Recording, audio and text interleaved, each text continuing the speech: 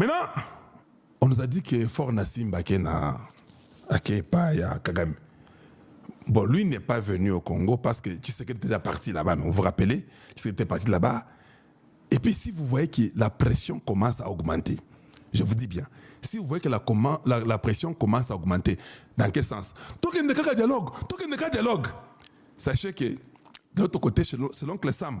On a déjà dit que tes jours sont comptés. Tu dois quitter déjà au Congo, tes jours sont comptés. Tu ne quittes pas au Congo, nous sommes derrière tes fesses. Alors, directement, Kagame commence. Mais yo, papa, n'a pas ça que minerai dans le Congo. Fais quelque chose pour moi. Mettez un peu la pression. Parce que moi, je dois quitter le Congo. Tout ça au Cana. Donc, quand vous voyez dans mon émission, je dis clairement, et je le répète, que pourquoi les présidents africains veulent sauver Kagame? Non, parce que Kagame a mangé avec eux.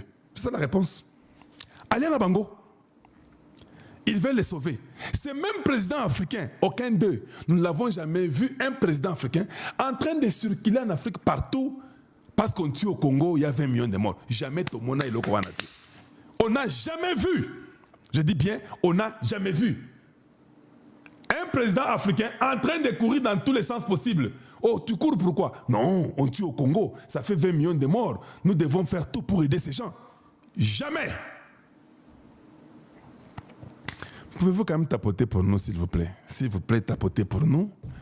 On a besoin de vos emojis, liker, et puis tapoter, et puis les roses. Ndouli, merci beaucoup. Je vois que tu as donné beaucoup de roses. Black Mamba, nous voyons des roses. Et nous sommes contents et nous sommes fiers de les avoir avec joie. Comment se fait-il que ces mêmes présidents ici, on viole les mamans, on tue les gens, partout à l'est, ça ne va pas. Non, ils sont chez eux. C'est quand on commence à dire que your time is up, que tu dois commencer à quitter au Congo démocratique, Kagame prend son téléphone, il appelle le même président. Est-ce que tu sais que je t'avais aidé? Est-ce que tu sais que tu avais 4-5 mines na Congo carré minier? Yo, ozolo bandengenini. Faites tout, mettez un peu la pression que Tshisekedi puisse accepter qu'on ait au dialogue. C'est la seule façon. Bandego, je vous pose la question. Avec l'armée de Simbagala que je vous montre, vous croyez que Tshisekedi est aussi bête qu'il va aller prendre les M23 et remettre là-bas? Notre numéro de question. Vous avez entendu, j'ai parlé d'André Atundu ici au début. André Atundu dit que lui a deux propositions. Une première partie, il faut que les M23 cause pour un dialogue avec l'armée, voir qui peut être réintégré. Caca! Comment Alain Atundu peut dire une bêtise aussi comme ça? Voilà des fois quand on vous garde à côté du président, des fois je me dis, mais je ne sais pas, qui sont dans cette cabale de garder tous ces ignorants, les inutiles, et ils ne savent même pas aider une nation. Dites-nous un peu. Donc nous serons dans une république où, quand tu n'es pas content, quand tu sais que tu ne donnes pas les postes, yo wana ko zuminduki. Yo wana mbangu ok na rébellion, tu vas violer les mamans congolaises et les filles congolaises et tu vas tuer les enfants congolais et puis tu vas tuer les vieillards congolais. Eh non, ne tue pas. Oh, j'ai déjà tué 20 millions ou bien j'ai tué 10 millions. Allez, maintenant allons-y dialoguer. Et vous croyez que nous sommes des imbéciles qui vont dire non, comme tu as tué, tu nous as fait trembler là maintenant, allons-y, on va causer avec vous. Papa, non. Et surtout que l'IDPS n'a jamais pris l'arme pour prendre le pouvoir. Toi, tu prends l'arme, tu l'imposes de causer. Il ne causera pas avec toi. L'IDPS ne connaît pas le langage des armes. Comme tu as pris les armes, ils ne causeront pas avec vous.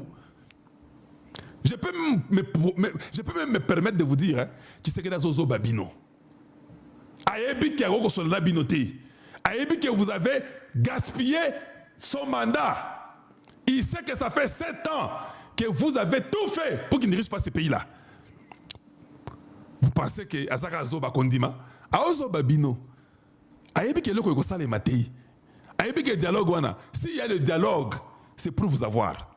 Il n'y aura pas un dialogue pour que lui puisse vous donner ce que vous cherchez. Vous avez déjà tué beaucoup. Donc, il fera quelque chose pour vous avoir. Je me rappelle, hein, c'était le même scénario.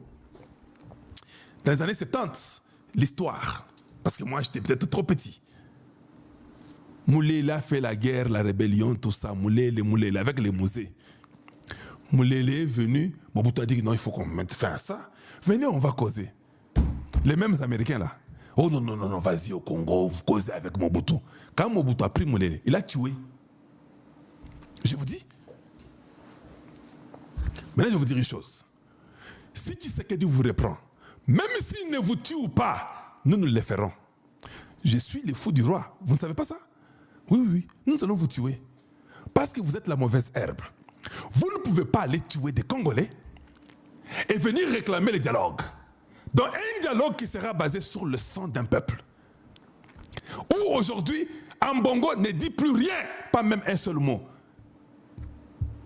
Pas même un seul mot. Donc, voilà ce que nous, Congolais, nous devons tous nous focaliser et nous devons refuser ça. Nous devons dire Boroyo et qu'on ressuscite. Parce que si nous laissons ces bêtises-là, voilà pourquoi hier j'ai parlé du dialogue. Que le dialogue n'est pas bon. Il ne faut pas qu'on fasse un dialogue au Congo. Voilà pourquoi j'ai parlé encore hier qu'il faut que le peuple fasse une marche pour dire non à ce dialogue-là. Donc tous ces voyous africains que vous voyez là, des sanguinaires, des malfaiteurs, des méchants, des mauvais, ils étaient chez Tshisekedi. Aujourd'hui, ils sont chez Kagame. Qu'est-ce que vous cherchez de nous? Qu'est-ce que vous voulez du Congo? Donc vous nous laissez, nous mourrons et vous ne faites rien. C'est à la fin que vous venez nous dire que non, et vous savez, il faut tout sur les consorts. Toko sur la binoté. J'ai une petite histoire pour vous. Au moins, Mangungwa Pamba est aussi là-bas en Afrique. Kagame va vous dire la vérité. Pourquoi ces militaires sont en train de quitter au Congo? Pourquoi Nanga ne vient pas prendre les micros, Azaka Mwana Mobali, être seulement garçon, dire que Ndenge Zabouye, tout ça au Bunda, même si les Rwandais partent, nous avons aussi les militaires que nous avons fermés, nous avions 7000 dedans. Pourquoi vous ne dites rien? Nanga ne vous dit pas qu'il faut faire la guerre ou qu'il ne faut pas faire la guerre. Ils sont en train de vouloir voir comment, s'il y aura les dialogues. C'est le seul espoir. Si tu sais que dit seulement, pas de dialogue, il n'y en aura pas. Papa, Bitumbo Congo est. Oui, parce qu'on vous a dit de quitter le Congo. Les États-Unis ont donné une ligne à Kagame, il le sait. Un autre fou de l'Ouganda, le fils de Museveni, Muhoozi. Muhoozi, hier, il dit, hein, oh mon Dieu, je vous dis que Dieu nous aime d'une façon de pas l'idée. Muhoozi avant de Kaboy, nous voulons faire un il avait peut-être bu ou mangé ou quoi, je ne sais pas, un truc bizarre. Il fait un tweet. Qu'est-ce qu'il dit? Il dit, si les États-Unis me condamnent moi, non, me sanctionnent moi, ou bien l'Ouganda, nous allons aussi les sanctionner. Caca! Vous n'avez pas vu Maduro, un président fort en Amérique latine, qui est respecté par tous vos pays africains là. Il respecte Maduro. On l'a kidnappé. On l'a kidnappé. Papa, c'est l'Ouganda. Au début, que ceux qui t'ont signé, il n'y aura pas d'intermédiaire. Ouganda, Minduki Angoyo, Congo, Minduki Bobunda. Ouganda ne fera même pas 5 jours avec nous. C'est la vérité. Ce sont des pays qui ne peuvent pas tenir devant nous.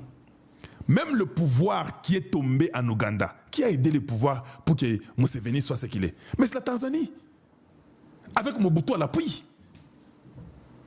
Mais regardez aujourd'hui, une armée infiltrée totalement. Je dis bien totalement. Les fils de Museveni, Muhoozi dit, si vous sanctionnez moi ou l'Ouganda, nous allons aussi vous sanctionner. Eh, tout est Yangoyo. Dans les tweets sur X, Muhoozi Kainerugaba avait déclaré, si des spoliés, c'est comment on dit ça en français? Des spoliés, c'est qui ça? C'est pas. Aux États-Unis, nous sanctionnent, moi ou l'Ouganda, pour quelque raison que ce soit. Eh,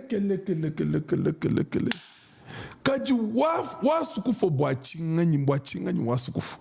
Hey. Boachingani wa sukufo. nous riposterons en les sanctionnant également. Papa, tu dois t'envoler en Ouganda.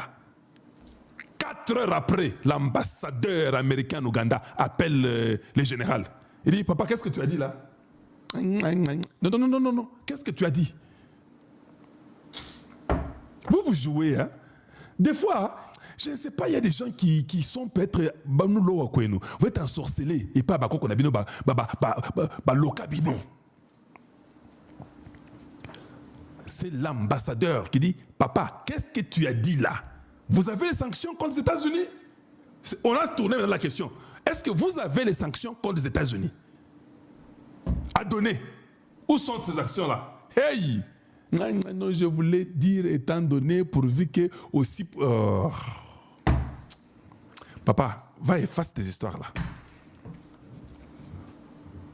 Et puis nous ne voulons pas entendre. Efface tes bêtises-là et corrige ça.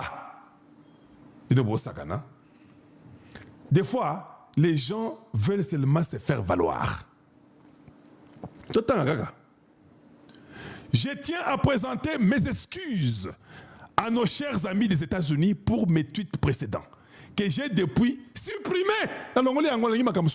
J'ai supprimé. J'étais mal informé. J'ai parlé avec l'ambassadeur des États-Unis dans notre pays et tout est entré dans l'ordre. C'est ça que tu crois? Stupide que tu es. Médiocre. Nous allons poursuivre notre coopération militaire comme d'habitude. Mais papa, tu es malade. Donc quand tu supprimes là, tu penses que pour eux c'est fini. Il n'y a pas de rancuniers comme les Américains sur la terre. Toi, tu connais les rancuniers, toi? Tu vois, hein, quand tu as tes 4 étoiles là, tu crois qu'après Jésus, c'est toi. Un jour, tu peux me dire que même Jésus, là, tu ne crois pas. Parce qu'on te montre quelques petites armes là, tu as quelques hélicoptères, tu as peut-être un petit avion. Tu crois que c'est fini, tu es arrivé. Comme Kagame. C'est comme ça qu'il pense. Non, on vous ment. Mais pour le Congo, c'est très important qu'il dise ce qu'il a dit là. Dieu est en train de faire que pour que tous ces gens disent que finally, we think we're going to just run off the Congo. I think these other people are just so stupid, man. We can't do it anymore. It's over. Uganda, Rwanda, we're done. Quand il commence à dire seulement we're done, go talk to him. If you know him, it's better you guys can advise me a little bit because we're not going to support that anymore. It's time. We got to move on. Il commence à dire ça, we got to move on. Mr. Kagame, the time is running. You're running out of time. Quand il commence à dire ça, papa, tu peux te dire, tu es foutu.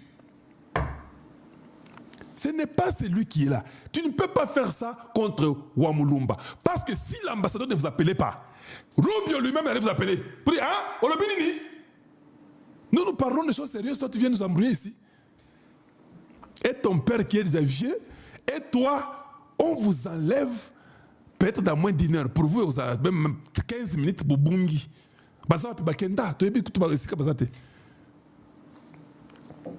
Et c'est bien pour nous. Je dis bien, c'est bien pour nous. Allô? Allô? Mbote matondo mingi na bandeko oyo baza partout dans le monde. Partout ya kolanda Papa Ngunza ya koyeba kati eloko nini. Lelo la banza na ko répéter bino oyo na loba ça fait 2 ans 3 ans.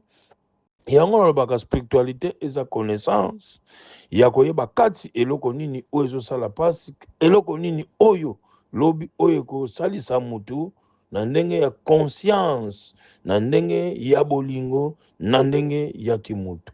Merci matondo mingi na oyo nyonso bazopesa confiance na Papa Ngunza, mais respect na toutes les autorités oyo pe bazopesa sango kati ya témoignage munanzela tata Simo Kimbangu mvuluzi oyo apesi Papa Ngunza connaissance susu ya kozongisa ya kosala répétition ya koyeba kati ya eloko.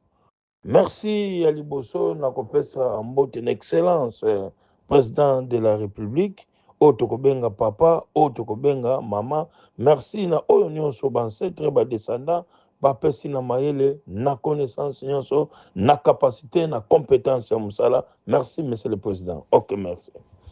Premier sujet lelo na banza na koloba oyo baza na connaissance balanda ba video d'interview ya Papa Ngunza. Papa Ngunza alobaka bato oyo baza na ba nationalité douteuse bango mutu baye kosala mboka boye oyo baye kobebisa mboka. Toza na chance nzambe oyo ya biso oyo tokobenga Louis Hamon oyo tokobenga Mfumuki Mbangu oyo aza mvuluzi nzambe ya poso moyindo aye kopesa biso mokonzi ya mboka oyo azalaki proposé préparé po lelo azala libérateur ya bapatriote nyonso ya bana mboka. Na banza bozo se souvient na élément moko oyo aza nationalité douteuse oyo bayaki bayibaki bambongo ebele bamilliardaire lelo soki mokonzi ya mboka te apesa ordre oyo badescendant bapesaki ye oyo arespectaki comme mutu moko tokobenga soi-disant kombo mwanga wa chuchu soki mwanga wa chuchu. Na banza bomonaki arrestation na ye ndade bato mosusu bautaki bapays étranger bamosusu baza tokobenga baambassadeur tokobenga baministre tokobenga ne mpona libération ya mutu wana po mutu wana soki mokonzi ya mboka azwilaki biso ye te azalaki mutu moko très suspect etant que un rwandais nationalité douteuse.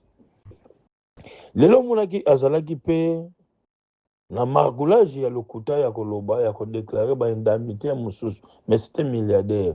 Donc mboka oyo tobwakisa eloko ya kopesa mpona mokonzi ya mboka eza te kopesa kaka mandat oyo eza indéterminé par rapport ya vision oyo aye nango na kati ya mboka ya Congo.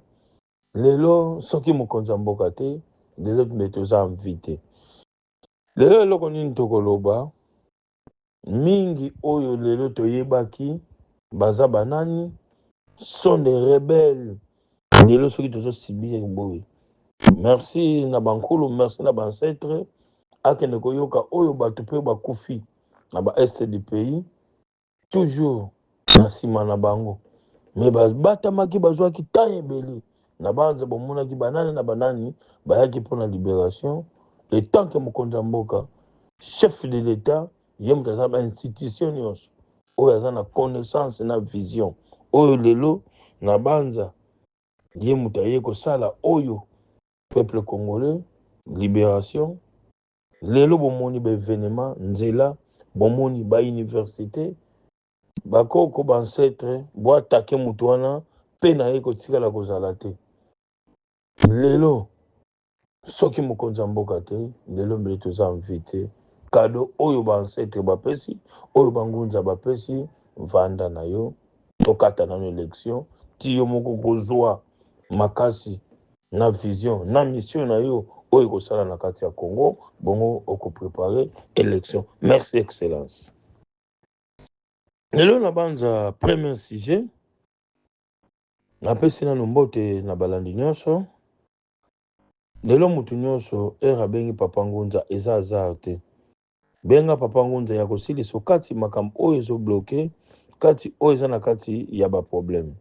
Numéro ya Papa Ngunza eza disponible plus 243 98 17 17 013 plus 243 89 44 54 885.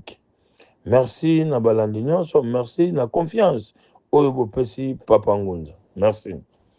Lelo na banza deuxième sujet lelo tovandi awa mpona kolakisa compétence na capacité ya spiritualité munanzela Tata Simon Kimbangu. Ndeko nyonso partout dans le monde oyo azali na banza bokotala par rapport ya air oza na problème toujours na korepete yango mpo eza démoniaque oyo ezali ke stabilité na kati ya ndako bokabwani na kati ya ndako mpe moko na ndako eza te oza na problème ya éjaculation précoce kimobali ekoma mokie sucre ekoma komata yo tension prostate diabète benga Papa Ngunza ya koyesa élection na yo munene ya kopesa sentiment oyo eza na kati ya ndako. Lelo eza na problème ya éjaculation précoce ki mobali ekomi mokie bati yango na dimension ya 20 24 26 ozala bopikiniki ntina age ya 86 ans benga Papa Ngunza aza disponible. Koyoka ngai soni te lelo ndenge tovandi boye. Soki faiblesse wana eza na kati ya ndako, soki okutani pokoka kozala moi un peu à l'aise, faut kutana mwasi oyo ayebi liloba ya Nzambe, oyo ayebi kolanda banorme ya vie. Sans quoi mwasi aza satisfait te, akosala kaka toujours ki infidélité libanda. Omoni yo ndeko mobali oza na problème ya éjaculation précoce. Ki mobali koma mokie benga papa Ngunza na kozongiso na bopikiniki ndenge ozalaki na bomwana na endurance nango. Le soki nazo répéter yango nazo traiter makambo ebele o infidélité par rapport à koyebisa ngai soki nasalaki boye po papa atelemaka su te. Ozami problème mwana benga papa Ngunza aza disponible. Numéro nyonso mibale eza na WhatsApp, consultation eza gratuit ya ko rendre service. Kaka na mai ya pamba na mafuta na zongisi yo ndenge ozalaki na force na endurance na yo. Plus 243 98 17 17 013 plus 243 89 44 54 885.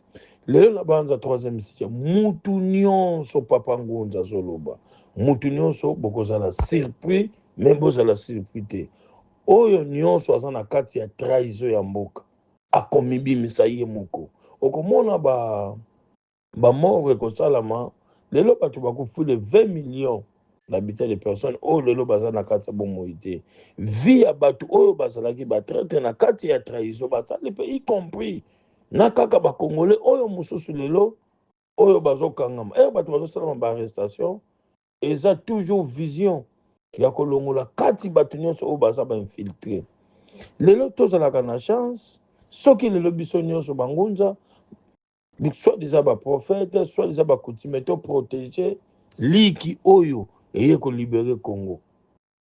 C'est Papa Félix Antoine Tshisekedi mokonzi ya mboka oyo aza patriote aza na souci ya bana na ye aza na souci ya bakongole bino mpe boza na kati ya nsima bolanda vision oyo eza na mokonzi ya mboka et rendre service na stabilité nyonso oyo ezala ya malamu. A bientôt Congo na paix. À bientôt Congo, grande puissance du monde. Lelo na banda richesse na biso kosila te mais kosilisa bato oyo basarechir nango bato oyo baza bakati ya batraître. Lelo mutu soi-disant mbongo esombaka mémoire te mbongo esombaka vie ya mutu te. Lelo bato basali détournage na mbongo ya baminere na biso oyo bazalaki baresponsable bato baza nationalité douteuse mais azwa place nyonso ya coltan na mboka soki otiki yango te okovandaka à l'aise te etaki bolingi kotia Congo à l'aise te soki tokutanaki na mokonzi ya mboka oyo aza bongo te tolingaki tosuka wapi ndelo Congo mbele eza en vite eza déclassé. Merci. Quatrième sujet oza na problème ya diabète type 1 type 2 type 3 absence ya pancréas benga papa Ngunza ata problème na diabète esali 5 ans 6 ans 10 ans 3 jours ya pamba na zongisio ndenge ozalaki na biloko binterdikaki olia te. Numéro ya papa Ngunza eza disponible n'importe quelle heure. Consultation eza gratuit na papa Ngunza na ndenga musa. Merci tata Abeto Mfumuki Mbangu oyo tokobenga mvuluzi oyo toujours aloba soki bato balandi interview papa Ngunza alobaka ngo dès le premier temps mpona banationalité douteuse oyo baye koenrichir na kati ya mbongo ya mboka na kati ya bomengo ya mboka. Lelo tosuki wapi omoni papa Ngunza naza descendant ya tata Simoki Mbangu longi wa Congo, c'est le patriote. Merci. Plus 243 98 17 17 013 plus 243 89 44 54 885. Quatrième sujet, oza na problème oza na prostate oboyi na yo basala yango benga papa Ngunza. Oza na problème ya vision benga papa Ngunza. Oza na problème ya tension benga Papa Ngunza. Ozana problème ya paralysie, benga Papa Ngunza. Ozana problème ya bana babotami connaissance ezate, bana banzela malamu ezate, bana misala ezate, bana bakozwa mibali ya malamu, lobe komona mwana asabote. Donc mafu, donc eza maladi mobimba. Yo ndeko mobali ozana problème ya mama zo respecte yo te, soumission ezate, eza maladi, benga Papa Ngunza. Nakosalisa yo. Yo ndeko mwasi, yo ndeko mobali ozana problème ya mukanda. Bano ke poto zwaka mukanda te. Ozalaki na mukanda esili ba renouveler, bazo rejeter yo. Ozana problème okotisa kombo na préfectif complet pour ba peso document ya 10 ans. Benga Papa Ngunza. Ozana problème partout dans le monde, la France, Belgique, Canada, Suisse, partout dans le monde, la spiritualité et la connaissance. Ozana problème, il faut déplacer, visa bimakate, visa bimakate, benga Papa Ngunza. Ozana problème, bozo teka place na bino ya lupango. Ezoteka mate, benga Papa Ngunza. Ozana problème, mutu azwa mbongo na yo 4 5 10 ans ata kufa. Etango yebi ata bosala décharge te, mbongo na yo benga Papa Ngunza. De degré ou de force na kozonga solo mbongo wana. 5e sujet na banda tokozongela koloba. Lelo mama Irène à partir ya Canada napesi suite oyo nini. Lelo mutu nyonso alingaka koyeba réalité eza esika nini. Musala spiritualité ekomanaki moyibi naki escroquerie na lokuta. Obiki na banzo salaki combien de temps na vélo roulante na bino obota mpona problème ya paralysie. Omoni obiki na nzela ya Papa Ngunza. Pesa pe témoignage na bandeko mosusu baza na bobangi vie ya lokuta oyo ezoleka na kati ya réseaux sociaux na kati ya makambo etangami spiritualité. Mono kakikisa lubankaka bansisidiki au yasadisa nkanda wa ndome munanzila tata Simo Kimbangu munanzila yankamba mvuluzi. Opesi témoignage. Lelo somo na spiritualité ngai na salaka, nga naza prophète, nga naza pasteur, nga naza prophétesse. Non, bakopesa yo pouvoir ancestral oyo ezake ezala na condition te makila eleka na maboko te ko respecter toujours kaka ba norme. Lelo soko sungi ndeko na yo lobi yepa ko sunga yo kozala na récompense ya kopanza sango na bandeko mususu. Lelo ko luka nano ko efutélité ofuta makaka na musala te. Ozo salisa mutu malade wumenaki 5 à 10 ans ezalaki na solution te. Yo ozwi solution récompense yango kopesa yo puissance ya mayele mosusu. Tata wabeto Simo Kimbangu oyo alobaki oyo nyonso akorespecte kaka kosalisa poso oyo eza ya moyindo akozwaka mayele na connaissance par esprit. Lelo bokomona mwana oyo abotami lelo azwaka mayele par esprit comment ayebi inte ayebi dete akoyeba ngo comment père abotami aza na connaissance te aza na sagesse te. C'est ça la spiritualité, c'est la connaissance. Nakoshite mingi batu botika lokuta botika kozwaka ba video ya Papa Ngunza ongaye Papa non. Papa Ngunza bengi yo moko tanke mutu mungongo oyo yango koyoka na tango yo benginga. Lelo c'est le représentant légal batu bazali o baza s'adhérer na séance ya courant le jour ya Papa Ngunza. Mais mutu oyo akozala officiellement na koloba devant la masse batu nyonso bakoyoka. Pour le moment tisikoyo ngai moko na yambaka téléphone consultation eza gratuit. Bengi otuni wana Papa Ngunza okoyoka voix na ko répéter oyo uti koyoka. Merci. Abanza tokomi na suka via air lelo peuple congolais tobatela mokonzi ya mboka tolongola haine oyo zomona. Papa mokonzi ya mboka azotambola partout dans le monde ya kosala visite esika na esika. C'est la toute première fois, c'est la toute dernière fois ya komona mokonzi ya mboka ya bongo. Donc c'est la très présable 5e mokonzi ya mboka oyo ezalaki déjà avant oyo ezalaki déjà annoncé. Eloko mususu ekoko sala masute ya kokende visite ya kosala ka ba contre-attaque soi-disant accoutumé, soit-disant ba collègue, soit-disant ba spiritualité. Attention, attention. Ceux qui te perdent mokonzi ya mboka ya boye, to kozwaye soute. Ceux qui azalaki patriote te, mboka meleza déjà en vente. Kado ya suka oyo bancetre, oyo banvuluzi bapesi, oyo message pesi tata wabeto Fumu Kimbangu. tolongola nanu élection asilisa mission oyo ayeli oyo bancetre bapesi. Merci Matondo en excellence, merci na pe oyo ekoti na kati ya mboka soi-disant mwanda chuchu tosuki wapi nalobaka yango oyo baza na bavideo ya Papa Ngunza baza nango. Merci. Bangi Guadolite ekitaka bakarawa okititi na sidu bangi bazongela activité parce que mboka wana so oke Guadolite eza malili Guadolite yaka malili activité eza te mwa balibane bendie bakendai kuna ntango gouvernement ezwaki financement na Union européenne oyo etali fruit ya baréfugié centrafricain nde mwa baactivité ekomaki nayebi lisusu te soki eza ndenge nini mais c'est que quand j'étais là-bas, Ezaki Mohamed libre. IDPS vivant.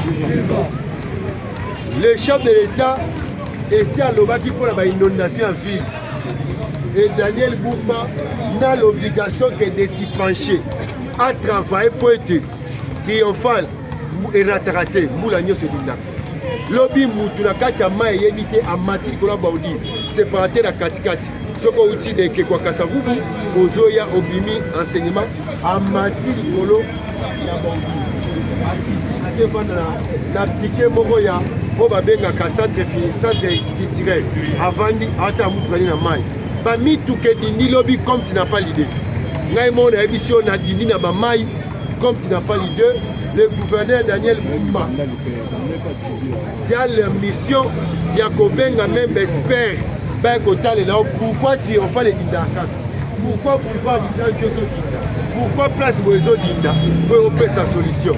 Parce que si on cocaté, Nande Basenga na gestion, tu poses ta démission. Tu poses ta démission. On dépose l'émission d'ailleurs. Puis ça va me suivre dans la mitueuse au sala. Tu as kuna qu'on soit relève pour la tole la IDPS Sony. IDPS vivant. Lobby Nathalie, RTNC Lobby Vérité. Bache ba image nyonso. Yande badini mais babakisi ba image ya ba congolais ne bazo boa ba fulu na mai congolais zo boa ba fulu na mai azo ba te fulu wana ta matiti azo boa na mai azo boa na caniveau yango ne zo créer ba bushima ya ba caniveau pe yango mambo zo simba IDPS vivant.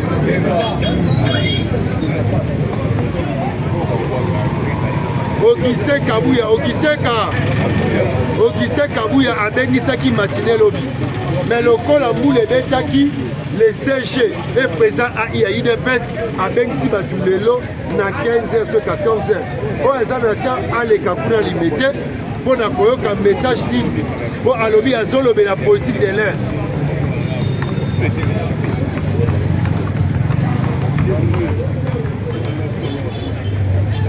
IDPS vivant. Toloba na bino awa. Eza na société mona komo ya crime Congo. Soki yango bandité situation foule ko changer te na Kinshasa. Et bata ba signer ba contrat ba nani.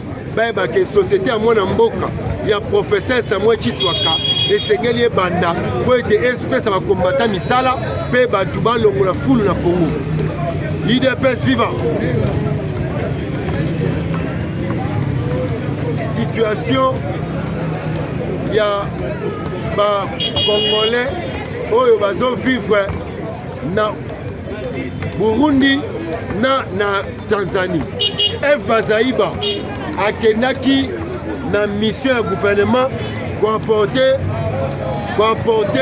assistance na ba congolais baza na ba cas ba déplacement na Burundi et na Tanzanie. Amemelaki bango ba vivre ba médicaments na bilamba pour kosunga bandeko ba kimike. Mais grâce à Dieu basi musu baboti pe kuna bana wana bazba babota na beteng ya libanda ezolakisa ke Rwanda asali biso mabe makasi. Et soki tokotikaka Rwanda ekozala bien te. IDPS vivant. Bapesi biloko na ba déplacer tosepeli chef de l'État ezala te opesa biloko wana mais bunda na makasi na mwana mobali ndenge ozosala yango que continuer pour être rétablir autorité à l'État na Est Mobimba pe otia kimia ba Congolais ba vanda epa na bango passer na développement ndenge yo tie mboka na phase ya développement. IDPS vivant. Arrestation bozoyo kao, enlèvement, arrestation, CNC. Qu'est-ce que signifie CNC? CNC lingo ba Conseil national ya cyberdéfense. Ba plan nyonso sala contre mboka na réseau, na internet, na téléphone, na ba satellite, na ba nini bango bazolandela yango. Conseil national ya cyberdéfense. Bango ba défendre mboka na ba plan nyonso ya mabe. Elelo oyo ba Rwandais elongo na ba kabiliste ba katumbiste balingi basali image ya bato bazosala musala kitoko mpona mboka na kombo ya Madame Kaku. Bana IDPS bayebi Kaku aza nani? Madame Lisette Kabanga oyo azali membre na CNC. Oazokanga ba généraux, oazokanga zo enlevé, c'est faux. Ceux qui va interpeller on a CNC et que ba moni que va faire ça grave, ba bois qui on a maboko ya auditeur général n'est pas préparé dossier na yo. Et ça ba moté. Ce ba moni que c'est le côté ba tiki ozongi pa na yo. IDPS vivant. Bande konanga basaka je na sûreté nationalité. Ceux qui ont la lelo na tongo et ça peut être ba service à sécurité et ça qui musa na ngo bien banda lobi tina butu tina tongo. Ceux qui te que mabel ngeza batu mabe ba koti na mboka awa ba tebele ba komi ba relais ba Kagame ba relais ba Joseph Kabila ba relais ba Katumbi bazo travailler contre mboka mais grâce à ba service à sécurité nde lelo mboko eza na kimia so toza même oral na ngai tobeta no ba service à sécurité maboko. IDPS vivant le Conseil national ya sécurité. Papa,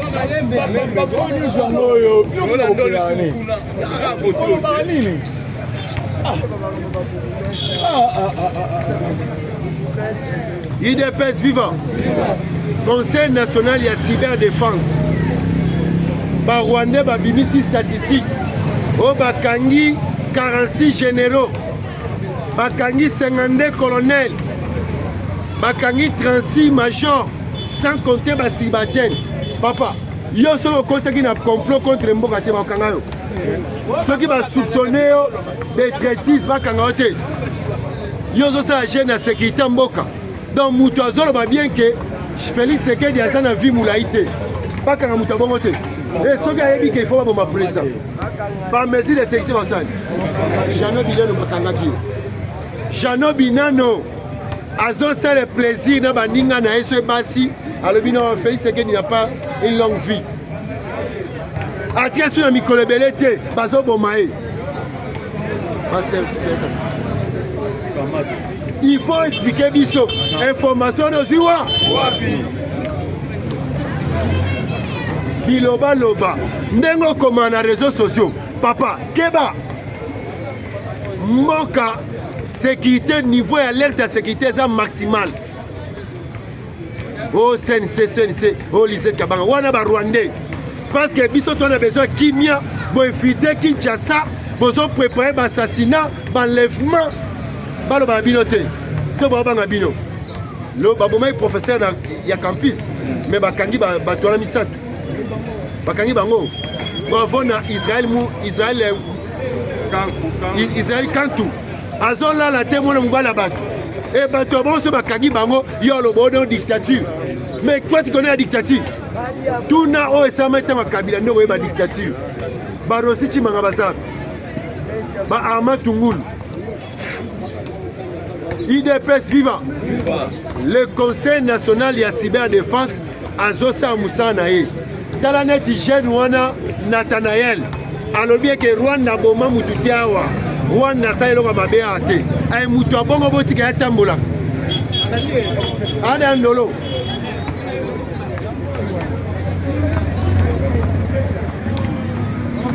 Papa, nde toza awa.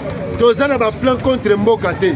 Tozo travailler contre Mbokate ndenge ni poni ba okanga biso te po to na likamute mais se bakangi mutu boye bakaza na ka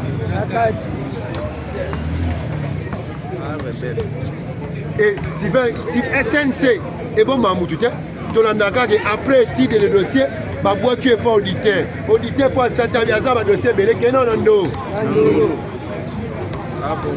semaine bakote ta 6 les kabilistes bobomba munoko na bino parce que maître na bino akenda tika bino te liloba te soki ozosala keyaka aza kaka okendolo mwasi ya jadari ya bakisi baémission azolela mobali na belaka mais ntango azobake nous allons paralyser le pays azobela te ntango alobi ke fini les actions en clandestinité mais ye toyi tobanda baaction ya emonana na miso wana bazala oyebisa te abelaka IDPS vivant les services de renseignement ya sécurité basali makasi po tofete décembre na climat banguna ya mboka baplanifiaki mabe makasi nani yebeke barwandais bazala fanda na hôtel d'Olis na ngambo na kimbangu ya barwandais batonde na hôtel d'Olis oui même na kimwenza kuna faire bamonanaka te soki akure ekei molili babisi bakiti tala ebele bakolo babisi espese hotel ekoki koyamba bato ebele boye te soki eza bajoueur te lokolo hotel oyo bajoueur balala resisite c'est que esengeli baservisi bayeba ya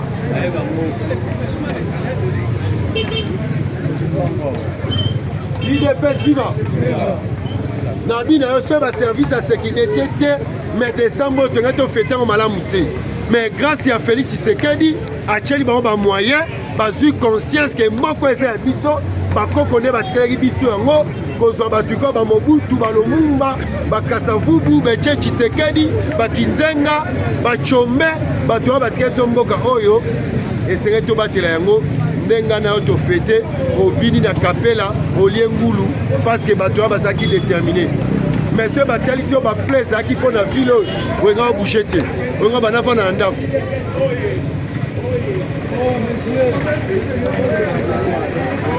Papa, on chaque jour.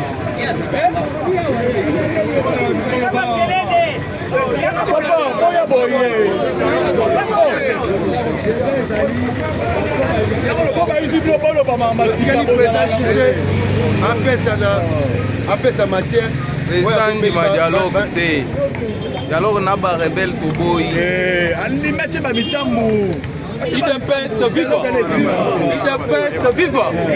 Bachibe. Obetele nanu muko tombolo maboko makasi. Na yebike makambo komele. Bolandaki ba discours ya Paul Kagame ndenge bandaki koloba. Mais esengeli tomi tuna biso ba congolais. Kosali mikolo ebele tomonaki Félix Tshisekedi azoloba contre Kagame. Mais elongwe ole que Félix Tshisekedi aloba et comme Paul Kagame a commencé nini et Rwanda balobi boy c'est pour la première fois que on a un président de la République démocratique du Congo oya zali kozangisa biso ba moyen pour to sala makambo oyo to sala ka poto wa RDC na maboko le seul président oyo akokisi makambo ya makasi na RDC ça Félix Tshisekedi na minute tozoloba awa ni tete Félix Tshisekedi na politique ozo appliquer politique na ye a misui aza ko travailler na ba Rwandais mais aza pe na bako puisque politique ba Rwandais balingaki basala ndenge basala Mzee Laurent Désiré Kabila yango monaki que ba assassinaki Mzee Laurent Désiré Kabila avant puisque ayebaki politique ya ba Rwandais malamu mais Félix aya ko entamer système politique pour na koyeba système déjà ya barwa mais koyeba système déjà ya bako mboka na biso eza ko ebanda ko koya puisque biso moko tozaki ba très na biso ya mona ki mboka na biso zaki envoyé par les Rwandais. IDPS viva. IDPS viva. Qu'est-ce qui se passe maintenant? Bomona ki mokonza mboka asali na Lombangu azu voyage na ya ke na Angola. Pona kokutana na président Angola. Mission na ezaki nini? amoni que trop c'est trop par rapport à agitation ya peuple congolais selon accord signé na États-Unis au tobengi accord de IDPS viva et mokonza mboka aye kosala lombangu kaka ndenge Tshisekedi asala na o tobengi accord ya Addis Abeba o ya accord cadre o mokonza Tshisekedi momunu basala yango ne mécanisme o facha ye kosala pour que a contraindre barwa a contraindre nani polka yango bomonaki akenda kati Angola na Angola basi basololaki makambo ya Angola bozomona makambo se sololamaki déjà bomonaki président ya Angola azaki na États-Unis et tango Donald Trump aza kotelebisa bango lokola ba témoin ezalaki po politiquement po mobimesa nini po yebe a confier bango mission pona kosisa guerre ya IDPS viva si baza koyebisa bino ke guerre ya est esili bozala na citation te guerre ya est eza nini maintenant sikoyo oyo Kagame aza kosala ezali na bapays oyo ya bamultinationaux oyo bazali koyebisa ye ke non yo biso toza na yo tokofournir yo baarme nucléaire oyo kosala passeport ya RD yango bomonaki ke badéclaration azosala aza kosala ke non parti ya biso ya mabele est nord Kivu Goma na Bukavu na Uvira ezali parti ya roi isengeli baannexe yango na Rwanda oyo eza impossible yango boyokaki même Léopold Roi Philippe ya Belgique a répondre clair que oyebi histoire te yo oya koya na roi ozalaki na yo peuple nomade oye na Rwanda en tant que Tutsi mais ba originaire ya Rwanda eza ba ou IDPS viva maintenant selon accord oyo esignami président ya Angola aza na mission président ya Togo aza pe na mission na bango ezali esengeli bavandisa tous les signataires ya accord oyo Kabila signa na Kagame oyo bazwa mboka na biso basende yango na Kagame esengeli ba réviser yango moniki Félix Tshisekedi tango a découvrir akende Angola pona kotalisa président Lorenzo que voilà makambo eza boye maintenant pour que intégrité na biso ezala sauver biso tokoki posséder te po makambo Kabila asalaka asala yango ye moko asala ono ya mboka te asala personnellement ye moko te asigna baccord wana ezali koengage pays et tango basolole esili nde ayebise ke azali d'accord baza kotraite mais avant batraite po twabengisa bato nyonso oyo baza kosenga puisque dialogue wana basala yango na nzela ke makambo oyo ya crise oyo epersiste ba M23 basenga dialogue koto église catholique azosenga mpe ezali mpona koambrouye biso mboka ezonga na nsima aussi longtemps que bapays eza kodéveloppe biso tozozonga na nsima yango monaki Félix akendaki na lombangu na Rwanda mpona koyebisa Lorenzo ke esengeli basala na lombangu pour que makambo ekende na lombangu pour que makambo esa nini esila IDPS viva les États-Unis pour votre information baza kotia satellite na est la République démocratique du Congo pour contraindre tous les mouvements oyo baza na est oyo baza kopie minéré na kati ya ba mouvement wana toza na Chine toza na Russie pe na kati France aza na kati Rwanda ye moko numéro 1 na Kenya baza na kati bango nyonso na Uganda basangani mpona kopie minéré stratégique ya RDC ntango États-Unis baremarke yango nde baye kotala ke eza na minéré moko basalela yango baavion oyo elejaka avion po emataka komona yango na bosali Germanium voilà Germanium ezali koede même satellite pour que emata likolo maintenant matière wana eza na Chine mais tango baaméricain basali investigation badécouvrir ke ezowuta na République démocratique du Congo nde baaméricain balobi non nous devons d'abord kotala situation ya RDC pour que toconquérir situation nyonso ezala en sécurité IDPS viva yango wana baaméricain bazwi engagement ya kosala nini dialogue oyo eza kosalema bato ya catholique bamikosaki oyo bakei na Angola bakenda kosala fausse affaire bakanisaki ke président ya Angola azosilisa makambo ya dialogue ake kuna yebisi bango boye na barapport oyo boyelinga awa ya dialogue oyosi mais esengeli boyeba ke dialogue ekosalama kaka mo ezosalama na Lomé na Togo eza lobi déjà na minute oyo baprésident mosusu basi bakiti deya na Lomé na Togo lelo président ancien président ya Centrafrique akozala wana ancien président ya Kenya Uhuru Kenyatta akozala ye moko Lorenzo akozala président ya Togo akozala président Félix Tshisekedi akozala na président ya Nigeria Obasanjo akozala pe wana mpona komettre fin na likambo ya Est ya République démocratique du Congo makambo ya église catholique oyo baza kosenga ya dialogue ekozala te kuna nde baza kokotrouve conclusion après avoir retrouvé conclusion il y aura unité oyo ekoya mpona komettre fin na guerre ya mutu oyo batie na mécanisme wana mpona contrôle ezaja perbe idepes viva donc makambo eza ya kobeba soki boyoki ke bazolobake no baza kose retire e lisusu baza mikolo kuti koleka bakamion ekotaki ebele entango bakamion ekotaki selon commandement ya opération ya espace aérienne mokonzi ya mboka azwi makambo na maboko ekomi na présidence nde mutu bakomi kopilote sur le plan ya espace aérienne ekomi commandé par la présidence de la république entango bamekaki kopusana kokoma même na Uvira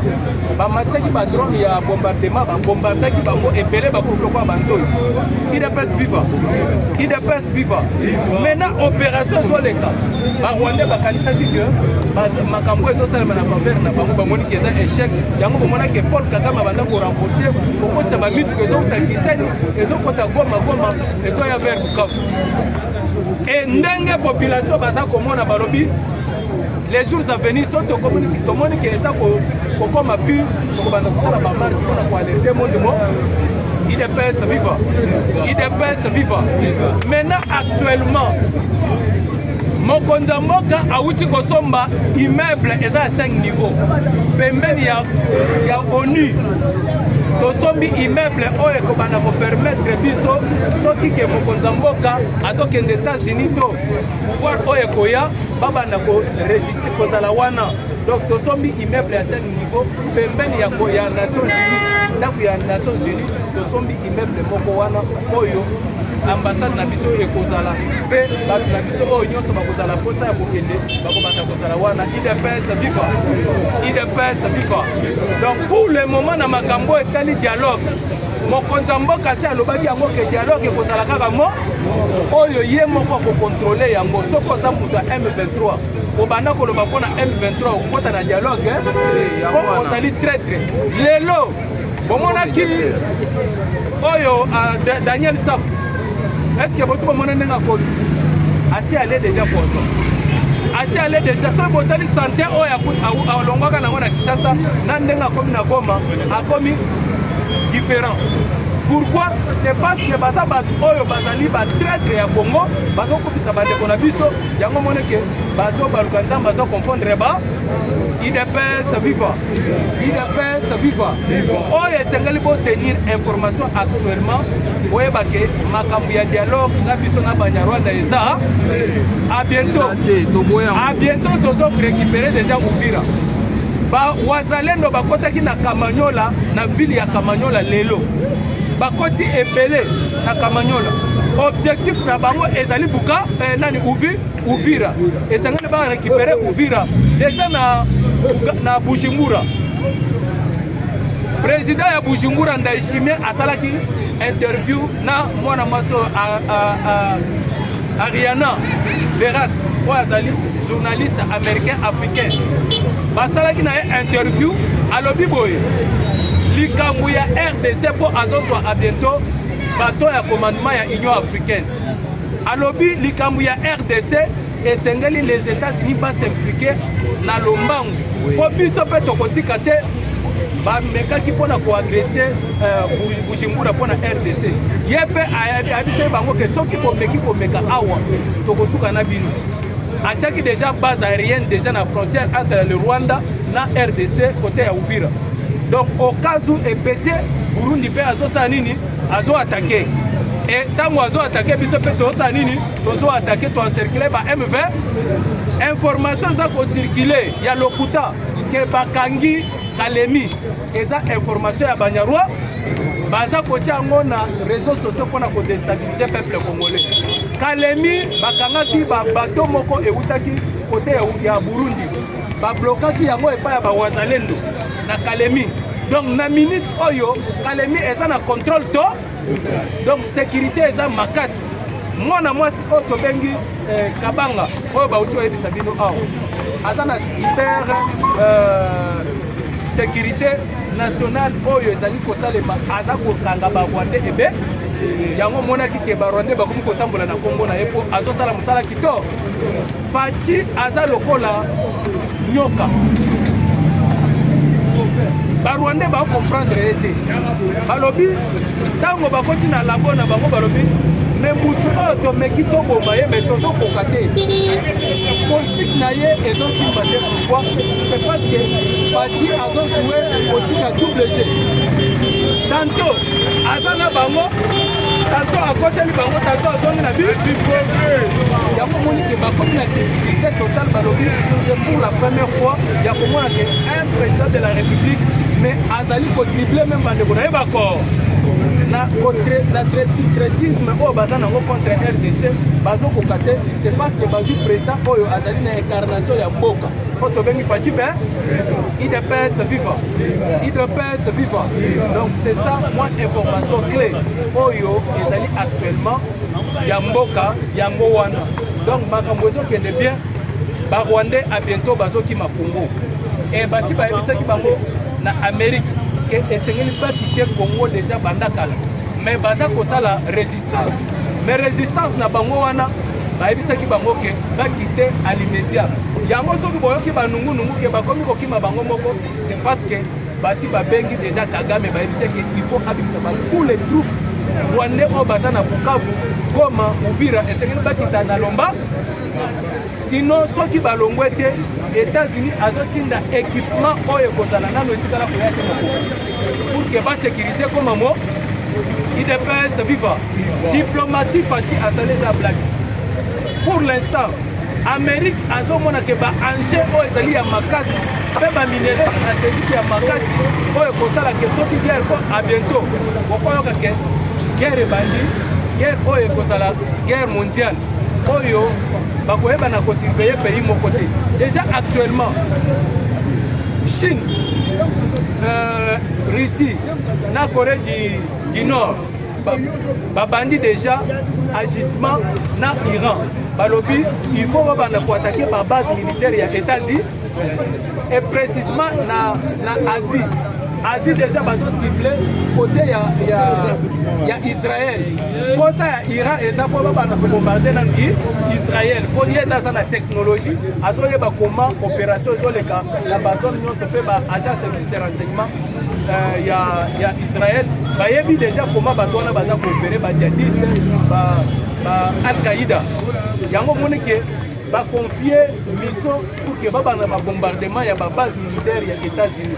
Oh maintenant les États-Unis va monique le col bateau baza ko se préparer yango monike Donald Trump abanda qui déjà pour la bango force na auto bengi nani navire nani Maduro voilà Maduro président ya Venezuela. Asala ki yango pona ko démontrer bango ke aza grande puissance et mutu oyo aza oyo baza ko lingela pour ba attaquer ça ici. Les États-Unis aza ko viser de Russie après Russie ezali Iran. Iran déjà na minute tozoloba. IDPS viva. Na minute tozoloba Iran aza déjà ciblé ya bombardement na ba bisika ba arme nucléaire na ezali. Déjà États-Unis a déjà ba avion oyo oyo radar éco détecté et ça déjà prêt. Oyo c'est va bombarder Iran pour Iran ezali base pour ezali pour garantir la Chine et la Russie. IDPS viva. IDPS viva. Donc Mikolo Koya et Sengeli oyebake guerre et pour ça les oyo la France déjà fait baza déjà un problème. déjà France aza se préparer en Angleterre pour na niveau ya Europe bazoyoka na mpe na États-Unis aza contre politique là-bas donc ezali benda bika donc Europe ezokana na États-Unis te Europe ezokana na Russie te na Asie bazoyokana te donc ekomi guerre moko boye donc folie nani akoatake nani akosimbana donc ekomi compliqué maintenant biso awa toza na problème ya Rwanda tozokende na ye vers la fin à bientôt matanga barwandais bazolela chaque jour bafamille ya bato bazokufela na Rwanda bazolela chaque jour baza koakise kaka Paul Ka déjà na niveau ya États-Unis bazwa mwana ya Abiyarimana batémoigné comment baboma Abiyarimana. Un Français a témoigné à l'objet Mouto Aboma Yarimana ezali missile ya ba Français yango nde boma avion et beta nini Abiyarimana mais Abiyarimana ba beta ka na nini na avion te ba beta ye à bout portant et bateau ba chevailler ezali ba Français na ba Rwandais ne ba chevailler Mobutu azwa ebembe na ye aya nango awo bakunda ngo na Maroc. Il est peste vivant. Il est peste vivant. C'est pour vous dire que le dossier à Barouandé aussi dans Bango à bientôt. Donc, pour les gâter, pour ça agiter, on a calmé Bazo Kanaba dans ma casse. Bakangi au Bakangi, mais top Nabango est ouvert. Cette fois-ci, Bawazalem de Walobi, Bazo progresser déjà ma Kogo les airs à Maboko Nabiso, ce qui est mené vers la fin, pour la possible na Banyarwanda. Il est peste vivant. Il est peste vivant. Est-ce que Yokani? C'est ça les informations, lobby aziba information na makambo elekaki awa na oyo président Gabi auti koloba